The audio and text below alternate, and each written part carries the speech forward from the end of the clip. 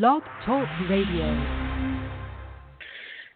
Hello, everyone in the franchise world. My name is Paul Segreto, and this is Franchise Today.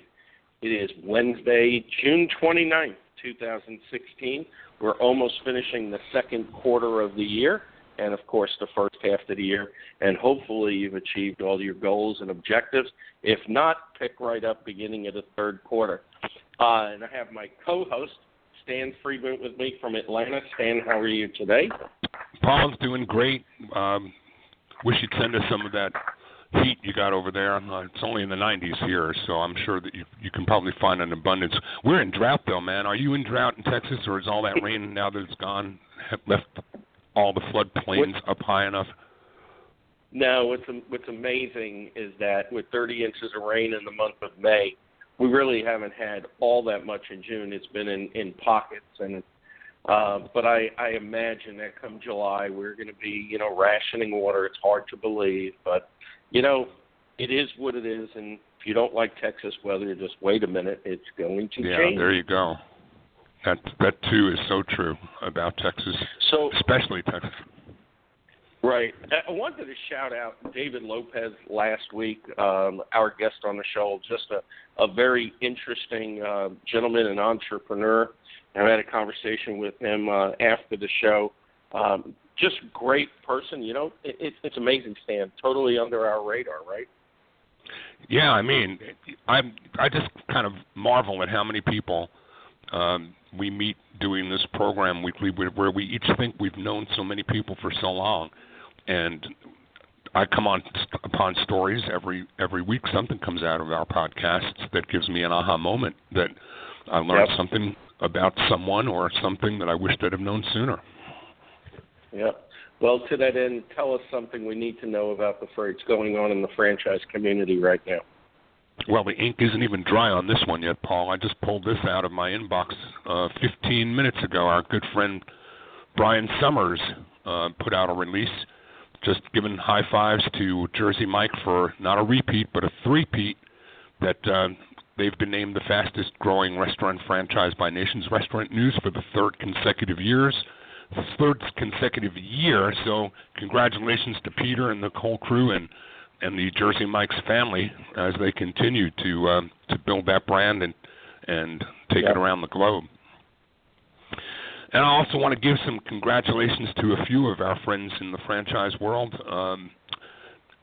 Sweet Frog, Beef Jerky Outlet, and Our Town America all offered discounts and special incentives in the month of May to veterans coming into the world of franchising. So high fives to those brands and all of those brands that participate in helping returning veterans transition and get into business for themselves in the wonderful world of franchising. And speaking of franchisees, while the fall might seem way out there in the distances, we're talking about 90 and 100-degree days. But September really is just around the corner, and if you don't start planning now, you're not going to be able to logistically make it to the Franchise Action Network meeting in Washington, D.C., the fly-in September 13th and 14th this year. As important as it is every year, and I know we say every year this, but this year it's really important. Well, this year it's really important. We need to have franchisors have their franchisees up on Capitol Hill with all of the issues that are going on with National Labor Relations Board, joint employer rulings, and the problems associated at both the federal and the state level. Please get your franchisees and yourselves to Washington, D.C., and participate in this year's trip to Capitol Hill. The members of Congress will listen to nobody with a more astute ear than they will your franchisees. So please make plans to be in D.C. September 13th and 14th. And as part of that program, IFA will help you recognize greatness. You can submit your Franchisee of the Year nominations up until August 12th, and IFA will proudly parade your franchisees, the Franchisee of the Year of your brand, on stage, and the entire franchise community in attendance will celebrate their success. What a great incentive. If getting there to do the right thing for the right reason isn't enough, make this reason another great reason to make certain that you and your franchisees are in attendance September 13th and 14th at the Franchise Action Network. And Paul, IFA is inviting everyone to take a common sense approach to some things as pertains to bureaucracy, and they're asking everyone to join the Rethink Red Tape opportunity. It's a website that the National Association of Manufacturers, the Small Business and Entrepreneurship Council, and Women Impacting Public Policy and the IFA together have a website up where you can log in to rethinkredtape.com and maybe help push back at a grassroots level some of the bureaucracy and some of the wild and crazy things that are just too stupid to make up, but they are there, and in many places in life we can impact that with a little bit of pushback, and here's an opportunity for free to do that. Just log in, sign up to Rethink Red Tape at rethinkredtape.com. And speaking of too stupid to make up, Paul, it's been a few weeks since the last time I think we've come up with you just can't make it up. It's too stupid. I found one of those for this week, and I want to share it with you. And as I read it, I still can't believe it, but here it is anyway. Holmes Beach City, Florida. The city of Holmes Beach, which is between Bradenton and Anna Maria Island in Manatee County, has a message for franchisees and chain businesses. The message is, go away. The City Commission, in a unanimous vote held on June 14th, agreed to proceed with plans to temporarily ban franchised and chain businesses from opening in their city. Their city commissioner says, well, we've already got a CVS, we've got Walgreens, we've got Dollar General, Publix, Domino's, and others, so we've got to make sure that the large-type franchises don't put the mom-and-pop stores out of business. Please, you can't make this up. So they're putting a 30-day moratorium on franchise businesses. And Smoothie King owner, there's a shopping center that was going to be opening up to a Smoothie King operator, multi-unit operator, and a couple of other chained or franchised businesses that were going to be going into that shopping center. And they felt the need to put a moratorium on this, and they're taking instruction from other cities like San Francisco as to how to keep companies like Whole Foods from entering their marketplaces because they're too big. For what? I mean, these chains, as reported in the Business Observer that I took this from, say that 10% of their tax base come from national locations with local brands. And again, it just calls the need for us to follow the lead that Aziz Hashim is putting out there this year to help educate the ignorant. And there seems from this article to be an abundance of that in Holmes Beach City to help these people understand that because there's a national brand on the sign doesn't mean it's a big corporate conglomerate. These are local business owners trying to bring services to your communities to service your taxpayers with the kinds of businesses that they want to have operated professionally in your marketplace. You can't make it up.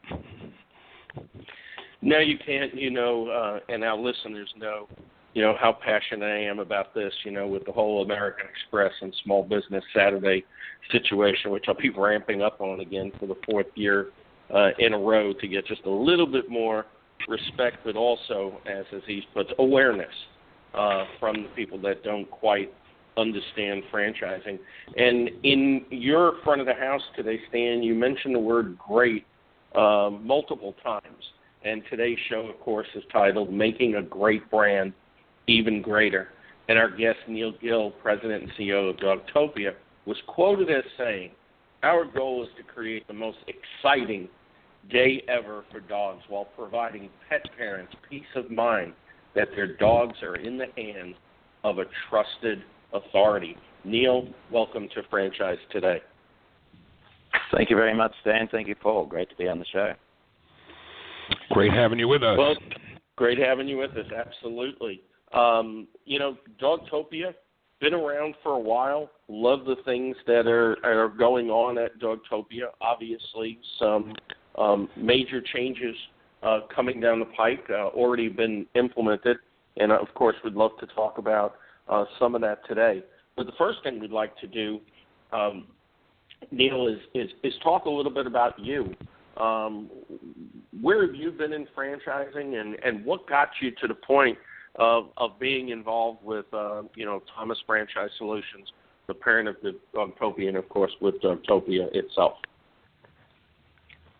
Well, I've been in franchising for about 35 years, and as you can probably notice from my accent, I've come from Sydney, Australia, and so franchising is certainly in my blood, and big believer in developing brands across the globe using franchising as a model. And as I sat and listened to what you were just saying, guys, in relation to Florida banning franchise systems, I'm not quite sure who they think these people are that are running these businesses. You talk about an opportunity to localize brands, and right. I mean, that's certainly one of our specialties. So I've had a long background really focused around franchising, and it's one of those sectors that I love, with the opportunity to be able to actually work with individual entrepreneurs and take the strength of each of those people across your network and leverage that, because you end up with an amazing array of talent across it. But I started way back when I was a kid in KFC, and I was part of the team that initially started a franchise KFC across Australia. Then got involved in the Pizza Hut group, and then eventually had the opportunity to work with Norman Brinker out of Dallas, and we took Chili's back into Australia as the master franchisor in 1994. And Norman Brinker was an absolute inspiration to me in really how he defined a sector. And Norman used to talk about, and I've done this a couple of times now with different brands, and it's very relevant to where we're at now with Dogtopia. But Norman used to talk about how when he came out of college, all that existed in the US was fast food and fine dining.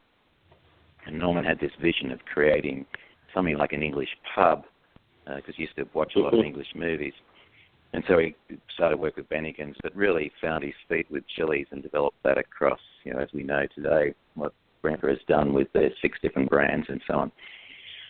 And so then got involved and had the great opportunity and privilege to get involved with another American brand called Gloria Jean's Coffees. Started in Chicago in 1979 by Gloria Jean Quebecco, and we became the master franchisors for Australia back in 1998, and developed that brand throughout Australia until eventually we actually bought the rights to the brand globally. So we had the sibling buy the parent, and I became the CEO of the Australian business. We then developed the brand into 39 countries around the world. We opened up over 1,000 stores, and then had the opportunity to come back into the US back in 2010, right in the heart of the downturn of the economy here, and picked up that brand as part of a repositioning exercise that we did with Gloria Jean's here. And then we managed to, I went back into Australia in 2013. We sold Gloria Jean's Coffees to one of Australia's major franchising companies that owned 12 different brands. And I got involved in a range of different businesses, so weight loss sector, the education sector, after I thought I was going to retire for a little while, and drove my wife crazy for a period of time, and she said, look, you need to get out there and do something different. And as we all do when we don't have a purpose in life. So I just had the opportunity then to meet Peter Thomas from Thomas Franchise Solutions through the WPO network.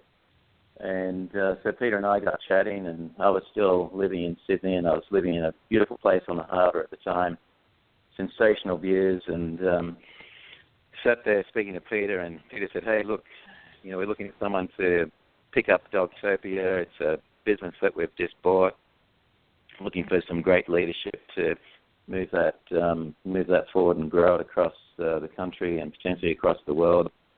He said, how would you feel like coming across and spending a few days with me? So flew across to Phoenix, and I heard you guys talking a little earlier about the weather. I don't think you've ever experienced heat until you've moved to Phoenix. And but it's a dry beautiful. heat. It's a dry heat, right? Yeah, it's a dry heat. Yeah, that's what they tell me. And yesterday was 118 as I went down to Tempe to do some work with one of our brand partners that we're working with. And whether that's dry or not, that's still hot. And so came across and spent some time with Peter, and Peter started Simply 21 up in Canada back in the 80s. And so what I saw was this amazing opportunity to work with a chairman of a business that really understands franchising. That's incredibly rare. And so we hit it off and came back down into Phoenix and sat down with my wife, and I said, what do you think? Had a look at the sector, and what really excited me was that really what we're looking at now across the U.S. is, franchising is an incredible opportunity for people to get involved in business, and it's an incredible opportunity to build a brand with amazing people. And when you look at the sectors that are really live right now in America, you've got the health and well-being space, which is doing incredibly well. You've got the aged care sector, and all these brands and sectors were alive at the IFE in New York 2 weeks ago. And then you've got the pet care industry, which is absolutely booming. And what I love about the sector is that, like today in America, there are over 14,000 independent pet care businesses. And yet people talk to me all the time about how there's a Starbucks in every corner, but the reality is there's more pet care businesses in America than there are Starbucks. And so we see this incredible opportunity. And like it is a wow, you think about that as a concept, and we all understand Starbucks' vision and Starbucks' mission, and then you think about where the pet industry is at today and where it's going to be at in 5 years and 10 years' time. And it's a really beautiful space that's currently dominated by independent operators, and they're all out there doing their absolute best and doing a great job in what they know. The opportunity for Dogtopia now is to actually step in, take the learnings from everything that's going on out there, but provide a consistent offering with independent operators as franchisees running them. So being very localized, being very engaged in their local communities, but having the support and networking and the background of a sophisticated franchisor. And so it's a space I'm certainly very excited about. Well, I think too, as a proud owner of a family pet, and I can't even say owner, she's part of our family. She was a rescue dog who came from some probably difficult beginnings in her life, but she's in a great place now. I mean, so much a part of the family, and I think that's been part of our culture, is that, second to our kids and parents, who do we take care of but our pets? And we have, Paul and I, over recent weeks had franchisors of other brands that are in the space, but we'd love to get a look inside of Dogtopia, and from what I can see, from what I've read, kind of like the Ritz-Carlton of doggy care, I'd love to learn more about what it is the consumer experience is all about and how you get that level of trust conveyed, because it's pretty hard for me to even drop my dog for 2 hours to get a haircut without worrying, is she okay? So how does that local experience look from the consumer's point of view, and then we can take the conversation from the consumer loyalty to the franchisee and what the B2B side of your business looks like. Yeah. No, you make a great point, and what's really driving this daycare space is exactly what you just said. Like the dogs, we don't own our dogs anymore; they are part of the family. And what I joke about with our franchisees is that there's this humanization of the dog, and I think they've surpassed our kids. And what I joke about is that we actually choose to sleep with our dogs today, but we don't choose to sleep with our kids. And so there's kind of, I love that. There's a bit of there's a lot of fun in that piece when you start to look at it all. And so what we inherited when we actually bought Dogtopia was a brand that's done an amazing job with that trusted authority position, is what we call it. and by building very, very strong safety protocols across the organization and developing this real love and affection for not only the dog but also the pet parent. And so what we've started to develop, we've started to build protocols around that to help people understand what that looks like and what does that really mean, and how do you drive this emotional connection, because this is an incredibly emotional sector. As you mentioned, these are part of our family now, and it is similar to dropping your child off to daycare. And I think parents are actually more worried about dropping their dog off than they are dropping their kids off at daycare because of all the unknowns that are out there right now. And so there's really two key areas that we're focused on from a branding point of view and a consumer's point of view. And one is, how do we actually really instill that trust in pet parents when they come into our business and they can walk away feeling very, very comfortable that their furry family member has been left in very capable hands. And so we've taken the things that have already been built in the system, ramped those up, and then also built some communication elements around that so we can start to tell people around what are we doing to ensure that your pet is safe in our hands. And then the other piece is really understanding, and because we see that as more from a dog's perspective, from our business point of view, we have two customers. Our number one customer is our dog. And we kind of joke about the whole piece that, whilst it's our number one customer, he doesn't carry a credit card, but he certainly influences the pet parent's decision around, where they drop him off and so on. And he influences them by, wagging his tail and by the excitement that he shows as he's driving towards the Dogtopia. And the number of stories I hear from our pet parents and our franchisees out in the system is just amazing. It's just incredible when you hear the stories of dogs absolutely getting so excited about the day ahead of them, and which is where our tagline of most exciting day ever was born from. And so we take that positioning very, very seriously. We really feel that we have a responsibility to ensure that it is the most exciting day ever for a dog, because that's how a dog wakes up every morning. When a dog comes pounding into your bedroom and jumps on your bed and starts licking your face, like, he's up for it. Like, he or she is there ready for the most exciting day ever. And so the first thing we did was I went out and I ran workshops with our franchisees to get a really strong understanding of what it is that they needed from us and what they needed from a consumer point of view. And then I engaged an incredible brand agency. And we started to really look at what does our brand stand for and really what's our ideology. And ultimately what Dogtopia comes down to is that we really see we have a responsibility to allow the joy of dog ownership. Because we all live busy lives and we're all in situations where I think most people would love to have a dog. And so Dogtopia has taken a position of where it's our responsibility to allow every single person on this planet to own a dog, and to experience that joy of dog ownership, that joy that having a dog in the house brings to you.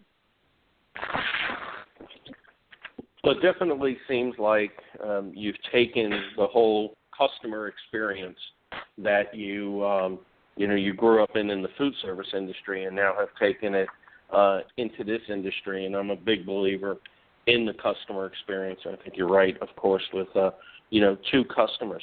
But what a lot of people will marvel at is the fact of, just like we talked about with the title of the show, it was already a great brand, but taking it up obviously many different notches with all the different things that have been added to the mix, human resources, technology, new logo design, website design, etc., to a new level. How did the current franchisees or the franchisees that were there before acclimate to it, and what is their perspective moving forward with this new push? Yeah, it's an interesting question. So, as I mentioned, the first thing I did was workshop out in the field with the franchisees and just gathered their opinion And because any sort of change, particularly in a franchise environment, requires a lot of engagement, a lot of listening, and a lot of understanding from both parties. Because this franchisor relationship, I consider to be a marriage. And I always joke with our franchisees that our relationship is actually stronger than a marriage. What I talk to them about is the fact that, look, 53% of marriages end in divorce. Less than 8% of franchisor relationships end in a form of divorce. And the reality is that we've signed agreements together for 10 years, and we've got to figure this out together. And it's cheaper and easier to get out of a marriage than it is to get out of a franchise agreement, so let's figure it out. Mm-hmm. And, that depends on the lawyer, I think. I don't know.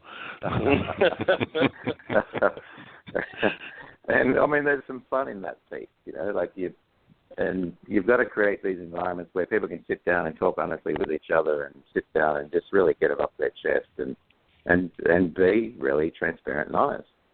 And so we do a lot of work engaging our franchisees. In fact, I was in Virginia just last week. We ran a workshop with about 25 of them after I came out of the ISE out of New York, and talking exactly to that point of how they work, how are they coping with all this change, because we are moving rapidly.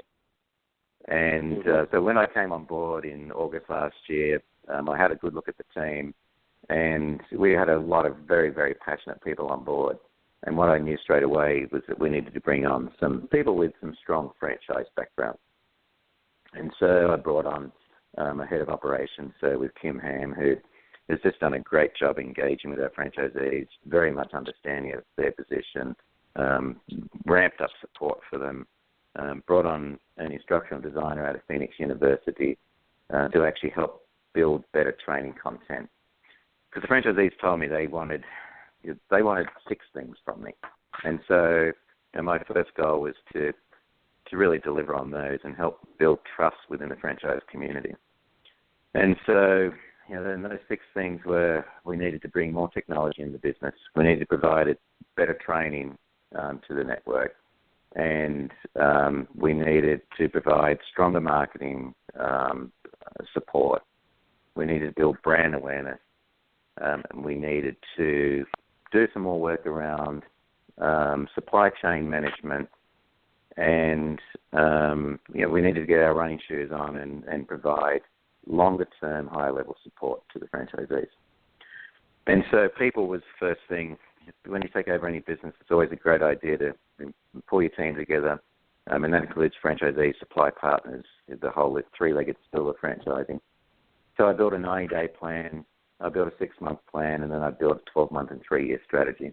And I had the franchisees involved in every aspect of that. So we ran a national conference in Philadelphia in September. We ran 4 workshops at that conference, which actually helped me better understand their position and flesh out the strategy long term, and just make sure that I wasn't going off on crazy tangents. And so brought on board, spent kind of the next 30 days just hunting for franchise talent. And, as I mentioned, Kim Ham, head of operations, Amy Peterson from Phoenix University, because I knew we needed to ramp up our online learning plus face-to-face. We've partnered with a great group out of San Francisco with a new learning management system. And I knew we needed a point-of-sale system with the introduction of membership and subscription as part of, or membership and loyalty as part of the offering. And so, that was a task that certainly a whole lot harder than I expected it to be, because coming out of the food and beverage sector, point-of-sale systems have been around a long time in that space, and there's a lot of companies that are doing a lot of great things. But when I looked at it within the, particularly the dog daycare space, there was only a handful of offerings. And what I wanted to partner with was a really innovative, clever group of people that could see and work with me across our vision and really change the world, because what I see we're doing is we're pioneering. Like, we are pioneering this space. And I mentioned earlier how Norman Brinker talked about the fact that, he really pioneered that casual dining sector. I believe we're doing the same thing in dog daycare. There's no competitor out there for us to look at.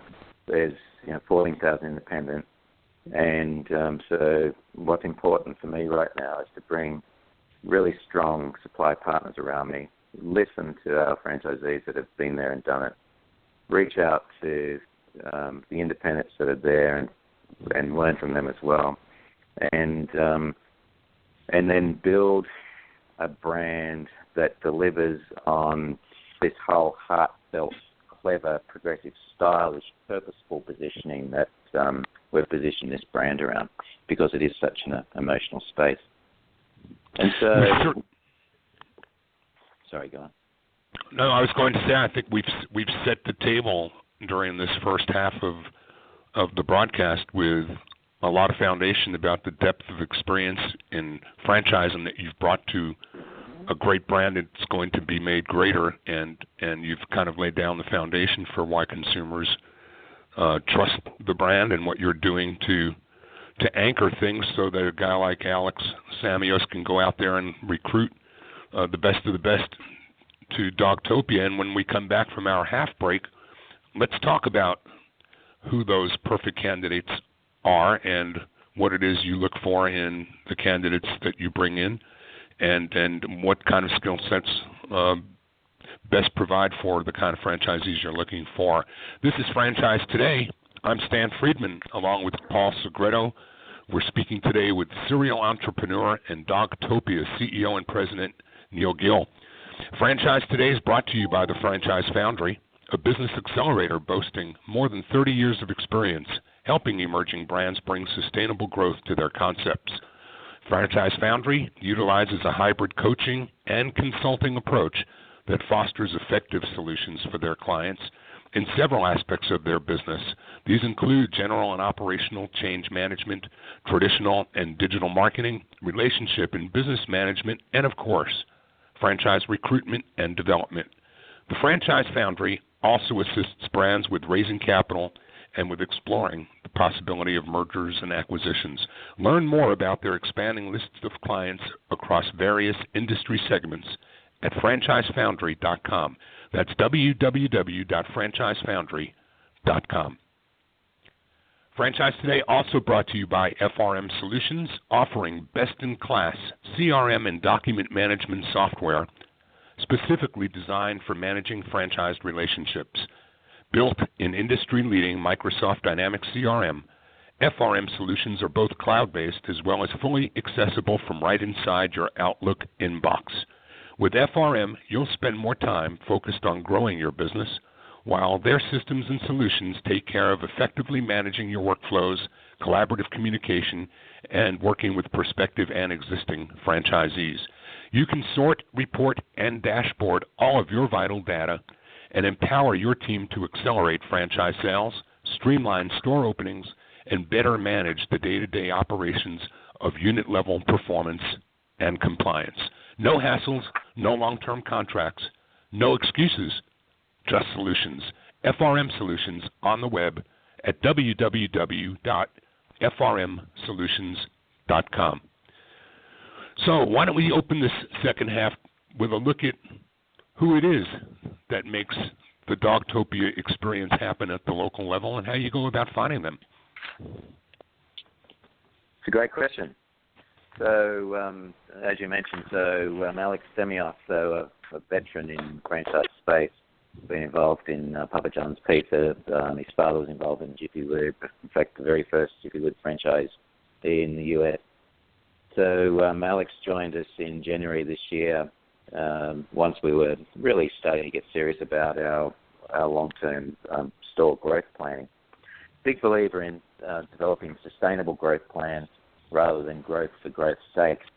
And so once I was confident that we had a good, strong support team in place, we had the technology supporting the business through a new website, a whole new digital strategy, microsites for every single store, introduction of the 11-step tour into our retail space, with the engagement of the customer as part of that journey, really opening up the kind of back end of our businesses, similar to what restaurants are doing now with the transparency in their kitchens. I applied the same principle to the design of our stores, where we just bring absolute transparency to the pet parent and introduce the tour process so that they understand the care that the dog will be given during the day. And so once we had all those elements in place, I knew it was time for us to start to grow this business. And so brought Alex on board. We sat down and developed a marketing strategy to help grow this business. And so we've done a series of different marketing campaigns, all the way from rat cards in stores to through to Entrepreneurs Magazine, all of the franchise shows, as I mentioned, the IFB in New York, the Wall Street Journal's been good for us as well. But then engaging with the franchisees and also our general customer base has been also very good. And so once we started the general marketing, we've just brought on board the brokerage network, and Alex has had long relationships with most of the major brokers throughout the country, and starting to develop that as a channel now. And in addition to that, we have Thomas Franchise Solutions, which is a broker program in its own right, with Peter Thomas heading that up. Being very, very focused across the Canadian growth side of things as well. So we have 5 stores up in Canada at the moment, and 44 stores in total across the nation. And we're geographically spread, so we range all the way from Florida on the East Coast through to Southern California on the West Coast, and then up in Calgary in Canada, across to Toronto on the East Coast of Canada.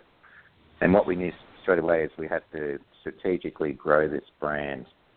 So we brought on board the world's largest real estate group. So I don't believe in doing things half. So we went out and we met with a range of different real estate providers, and we've got a great relationship now with Cushman & Wakefield, and they provide us full turnkey solutions all the way from the site selection process. They do the negotiations with the landlord for the franchisee. They'll work with the zoning requirements across the city, and help the franchisee negotiate their lease and get the lease signed with all the best conditions. Then it gets handed across to their design team in St. Louis. I work closely with them in conjunction with our outsourced design house. And once we've got the design laid out and ensuring that it's very, very localized within the community, it gets handed across to their project management team, and we build the stores out for the franchisee. And then what that allows us to do is have our internal team focus on generating leads prior to the store being open, so that when the store's open, they're opening up with a good solid number of dogs in the business. And all of this has been very, very important in helping Alex build his strategy around developing this brand, because if you're a real believer in sustainable growth, your model has to work, and it's got to work from day one. And so with the support of the brokerage network, Thomas Franchise Solutions, and Alex's own team internally, we currently have over 45 stores signed in the pipeline for opening.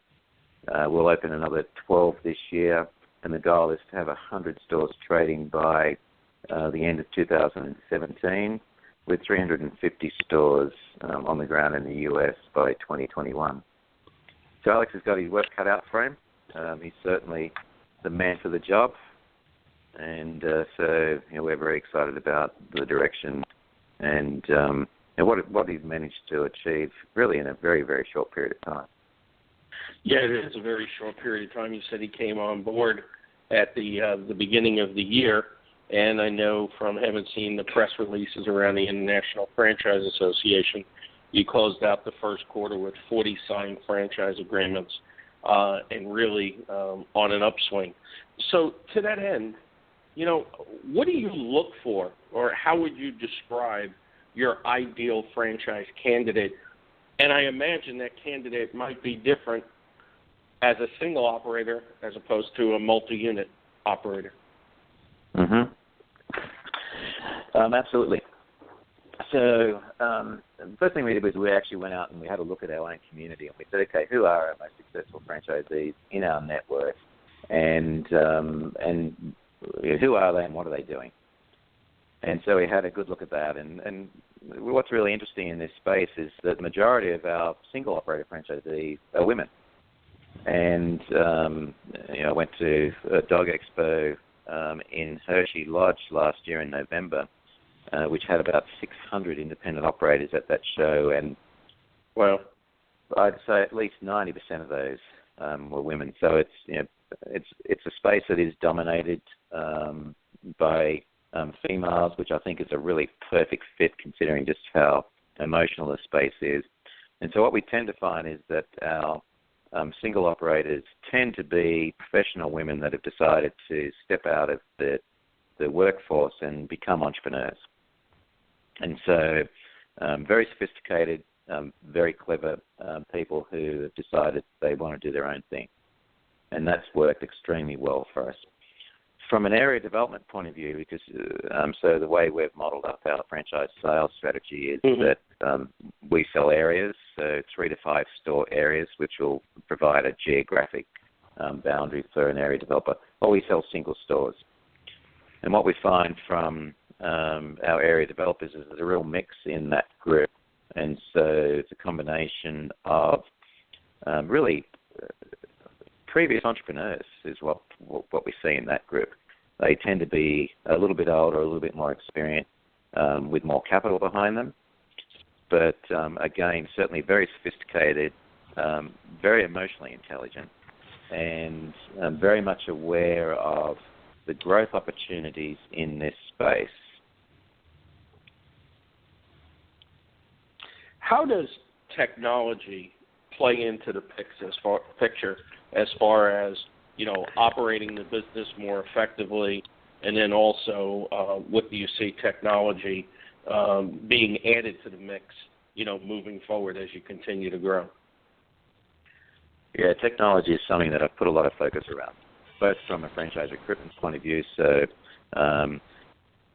at the moment, probably our best source of franchise leads is our website. And so our digital agency that we've brought on board, which is actually a Canada-based group, they work with about 117 different franchise groups across the globe. They've done a wonderful job in helping us develop good, strong, organic search authority within the franchise space and also within the dog daycare space as well. And so that's been a great lead source for us. And then, so from a technology point of view, then from a store operations point of view, as I mentioned earlier, point-of-sale system in this sector is incredibly important. And it was something that took me a couple of weeks to get my head around.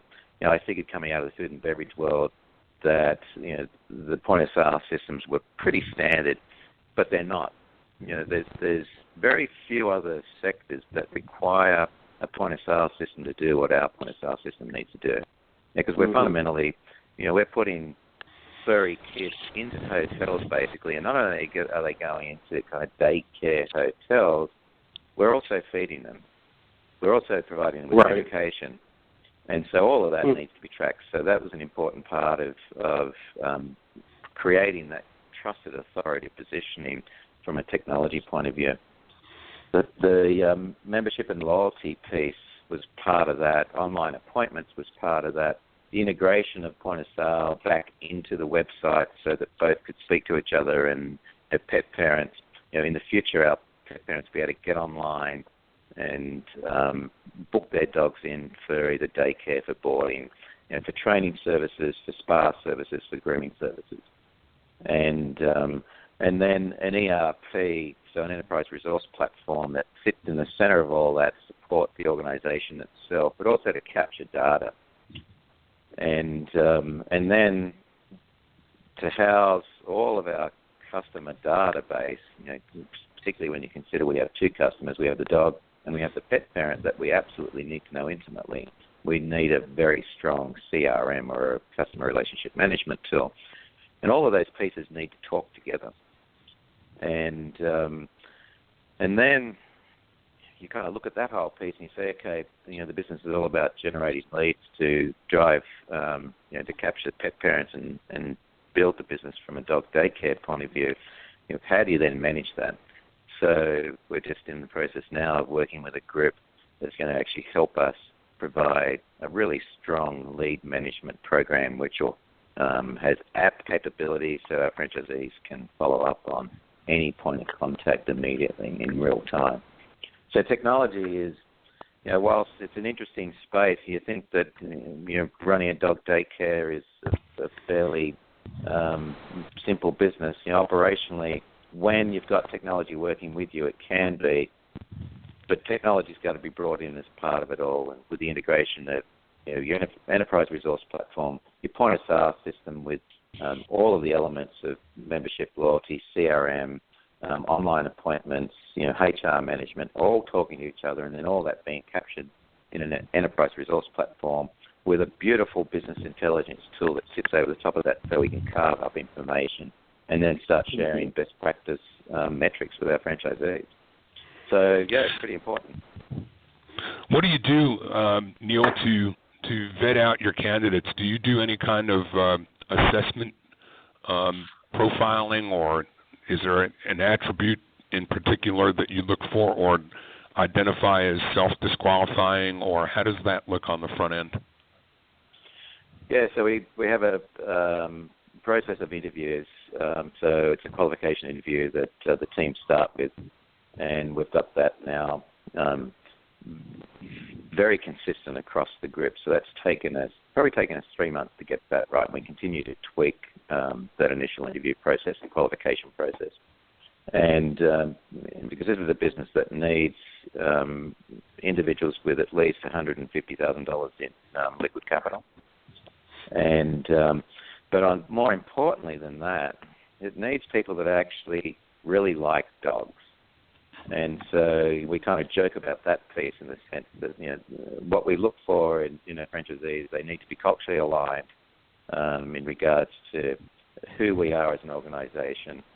They need to like dogs from a point of view that they can't be terrified of dogs, and because they're going to live their life with these very family members. But they also need to have a very strong entrepreneurial spirit and love business. So we joke about the fact that you need to like dogs, but you need to love business. And then from a cultural point of view, a big part of our values is respect and transparency. And so what we look for are people that tell us how it is, very honest, very open, and we know that we can work together with similar values. So are these franchisees working in the business per se, or are they working on it, or is there a typical recipe for what a day in the life of a franchisee and the role that he or she plays in the day-to-day operations of the business looks like? Yeah, it's a very interesting question. It's one that we've been doing a lot of work around, and so we've actually been working with a group at the moment called True Colours around personality profiling, just to help our franchisees build stronger teams around them. Because a big part of the success of our business is having two particular personality sets that make it work. And so what it requires is a franchisee to work both on the business and at times kind of get down, roll their sleeves up and work in the business. So it needs that combination of being strategic when strategy is required, but then also having not only the ability but the desire to get in and get stuff done when you need to. And so we've done a lot of work around what does the ideal organization chart look like in a store. And then what are the personality sets, not only the skill sets, but what's really important in this space, because it's so emotional, is really understanding the personality sets that are required to make this business work. And I use an image to define this, and then I found this great image on social media, which was a couple of golden doodles swimming in a pond with a branch, sharing a branch in their mouths, and the title of the image is Branch Manager and Assistant Branch Manager. I love that. And the irony of it all is that's what it takes to make one of these businesses work. Is you need someone that's really focused on driving the back end of the business, maintaining all the safety protocols, maintaining the labor metrics of our business, which is one of the simplified elements of our brand, is that it's really just driven all by labor and safety. And then from a front end point of view, is having someone that's very emotionally connected to the pet parents and to the dogs. And rarely in my life do you find someone that's got both those personality traits. Someone that can be absolutely focused, hardcore around, driving the protocols, and then at the same time being able to emotionally connect and talk to pet parents about, how their day went for their furry family member after a day in daycare. And so, a great franchisee will, first thing they'll do is identify what their own strengths are. And we help them do that through True Colors profiling. And then, once you've identified your own strengths and identified your own opportunities, you then start to fill the gaps of your opportunities by bringing other people around you. And so that then allows the franchisee to have that ability to focus both on strategy and then get in when they need to and work in the business when they have to. Certainly there's a lot of transparency at so many different levels. I love the customer experience. It seems like the franchisee experience is following suit. So you've done a lot in a short period of time. You're not even there a year. Your franchise development person's only been there since the beginning of the year. You have growth going at a record pace. What do you foresee over the next 5 years as this brand continues to grow and obviously lead in this sector? So first of all, I've got first goal broken down into 100 stores by the end of next year. So I'm a big believer in how do you eat an elephant? Well, it's one bite at a time. And kind of having been through the growth phase before, I've taken a lot of learning of the things that the mistakes you make. You tend to learn more from your mistakes than you do from your successes. And so very determined this time round to ensure that our growth is ultimately sustainable. And so bringing the right franchisees on board and being very, very critical of that relationship. And part of what we do is the selection process. We do a discovery day where we invite every franchisee into our Phoenix office, and we spend a whole day together. And we bring franchisees in to talk to them as well. We try and coordinate it with our franchise training program so they actually get to meet franchisees that have just come into the system. And so, for the short-term future, 100 stores by 2018, 350 across the U.S. by 2021, and then also a global expansion strategy. So what's interesting at the moment is we've got global groups reaching out to us right now, and so we're speaking to people in a couple of Asian countries in the Middle East, and of course I've had people reach out from my home country, Australia, where dog daycare has really become this global phenomenon. This humanization of the dog is just not happening in America. And so we will take this brand global. And we already are an international company with stores up in Canada as well as in the U.S. So, I'm proud to say that this sector has long legs, pardon the pun. Yep, it definitely does. And with a community feel to the company culture, anyone part of the Dogtopia team, whether a member of the support office, local owner, store manager, etc., is a Dogtopian. I just love that statement. Neil, I really appreciate you being a guest today on Franchise Today. Thank you. Stan, Paul, thank you for your time. Appreciate being on the show, and thanks for the opportunity. Look forward to hearing more. Look forward to hearing more from you and about you as time progresses and you roll out your plan. Neil, thanks so much. Appreciate it, guys. Thanks for your support. Well, Stan, no pun intended, as we are on the verge of the dog days of summer. Now, that's actually a couple of months from now. Oh, Paul, come on, Paul. You are barking up the wrong tree with me on that. Every time I hear about, the relationship with dogs and stuff, that old joke comes to mind and says, how do you know whether your spouse or your dog loves you more? Just lock both of them in the trunk for a day and see which one is still happy to see you when you open the trunk. And I just keep thinking about that, and obviously we know the answer. No doubt. Yep. Awesome. And I love the way he was talking about that relationship, with franchisees, really being more of a marriage than marriage is. And that's really quite a spin on that. So I kind of enjoyed the branch and the branch manager and the yes, that was the awesome. assistant branch manager.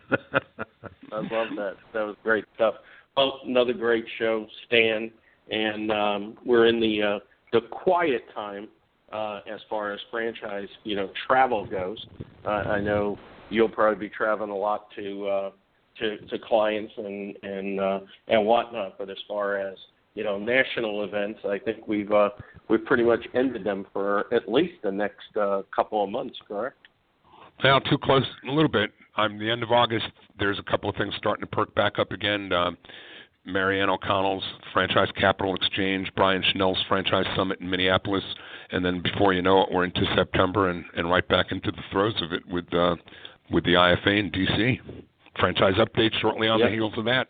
I mean, it's like I said, I don't know what it is, if it's age, Paul, or where we are in our careers, but it just seems like things that in the moment appear to be out in the distance. Oh, that's not until September. Well, in 20 minutes, it's going to be September. Yep, you're absolutely right. Oh, well, until next week, my name is Paul Segreto, wishing you the best, the very best in this great, great thing we call franchising. And Franchise Today is out.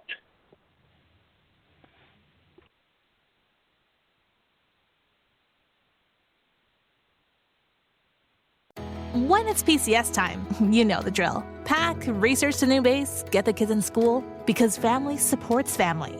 At American Public University, we support military families with flexible, affordable online education that moves with you. As a military spouse, your tuition rate is the same as your partner's, just $250 per credit hour.